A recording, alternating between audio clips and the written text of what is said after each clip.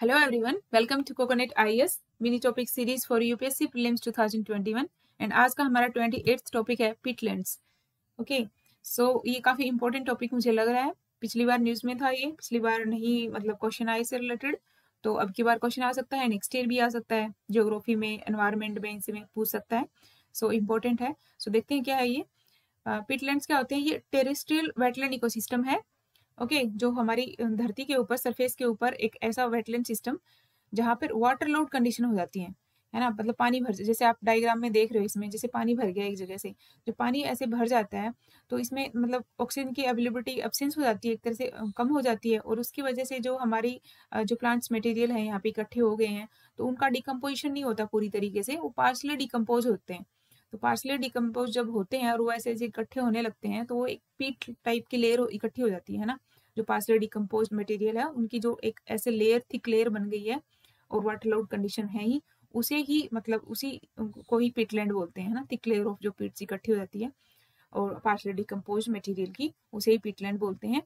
And ये क्या होता है, ये सभी और जो ऊपर वाला डायग्राम आप देख रहे हो उसमें जैसे जो डार्क पैचेस से हैं, वही पिटलैंड्स को शो कर रहा है कि मतलब यहाँ पे ज्यादा पिटलैंड्स हैं, है ना। जैसे नॉर्दर्न अमेरिका का ये दिख रहा है यहाँ पे ऊपर, और जो ऊपर वाला जो टेम्परेट रीजन जो दिख रहा है ना, साइबेरिया, रशिया ऊपर वाला, फिर नीचे इसमें अफ्रीकन कंटिनेंट में भी कोंगो बेसिन में यहाँ डार्क पैच दिख रहा है, और ये अमेजन फॉरेस्ट के यहाँ भी है, और जो इधर ये कोरल ट्रायंगल कंट्रीज हैं, मलेशिया, ये इधर वाला जो रीजन है अपना साउथ ईस्ट एशिया वाला, जहाँ पे मलेशिया, इंडोनेशिया, ये सब जो कंट्रीज हैं, तमिल लिस्ते, ये सब यहाँ पे भी मतलब यहाँ काफी है मतलब, और इधर ऊपर भी।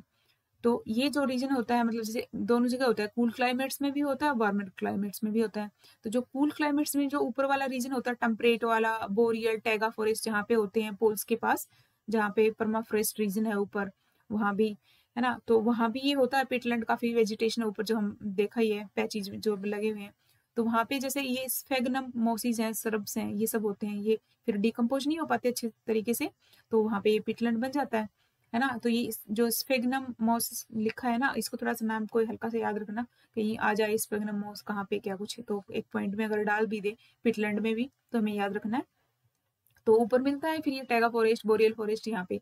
दूसरा ये वार्मर जो क्लाइमेट होते हैं वहाँ पे, कहाँ पे, वहाँ पे थोड़ी सी इनकी वुडी मतलब वेजिटेशन होती है, थोड़ी सी वुडी हो जाती है, क्योंकि ट्रॉपिकल क्लाइमेट है यहाँ पे। तो यहाँ पे कहाँ मिलता है, कोस्टल एरिया है वहाँ मिलेगा, ट्रॉपिकल जो रेन फॉरेस्ट है वहाँ मिलेगा ये, क्योंकि वहाँ भी अच्छे से डिकम्पोजिशन नहीं होता है ना। जैसे हमने देखा कोंगो बेसिन वाला रीजन है, या फिर साउथ ईस्ट एशिया वाला जो रीजन है इधर, मलेशिया, इंडोनेशिया, यहाँ पे पूरा। एंड ये जो पिटलैंड्स है ये 3% कवर करता है ग्लोबल लैंड मास का। ओके, एंड ये दूसरा कि largest natural terrestrial carbon store है ना। जो कार्बन स्टोर जो होता है हमारा CO2, तो सबसे मतलब इसमें सबसे ज्यादा मतलब स्टोर होता है नेचुरली, है ना। एंड ये नेचुरल फायर फायर ब्रेकर भी है, जैसे कहीं फायर लगी हुई है, बीच में ऐसा पैच आ गया पूरा का पूरा, तो वो एक तरह से रोक देगा उसको, और फ्लड रिस्क वगैरह है उसको भी कम करता है ये।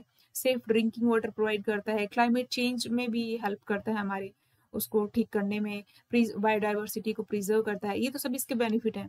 लेकिन जो अभी हालात हैं, जो भी क्लाइमेट चेंज हो रहा है अभी, तो उसकी वजह से मतलब ये क्या होगा कि अगर ये ड्राई हो जाएगा, ये सूख जाएगा, तो वही है, जो भी कार्बन स्टोर इसमें हुआ है वो रिलीज हो जाएगा एक तरह से, या हम इसको डिस्ट्रॉय कर देंगे।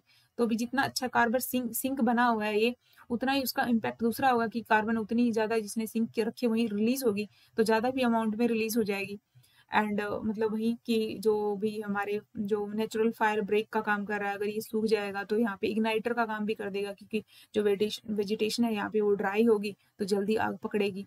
तो मतलब इसका अगर हमने इसको अच्छे से मैनेज नहीं किया तो उल्टा इम्पैक्ट भी हो सकता है ना। तो ये मतलब क्लाइमेट चेंज की वजह से उल्टा भी पॉसिबल है सब, तो हमें इस चीज़ का ध्यान रखना है। एंड बस यही याद रखना कि पीटलैंड्स होते हैं वो एक टेरेस्ट्रियल वेटलैंड इकोसिस्टम ही है। वाटर लोड कंडीशंस होती हैं जहाँ पे जो प्लांट मटेरियल है वो अच्छी तरह से डिकम्पोज नहीं होता, पार्सली डिकम्पोज हो जाता है, तो इसलिए एक थिक लेयर ऑफ पिट्स इकट्ठी हो जाती है, वही पिटलैंड्स है।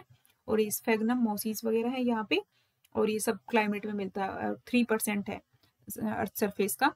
Okay, and thank you so much and keep study.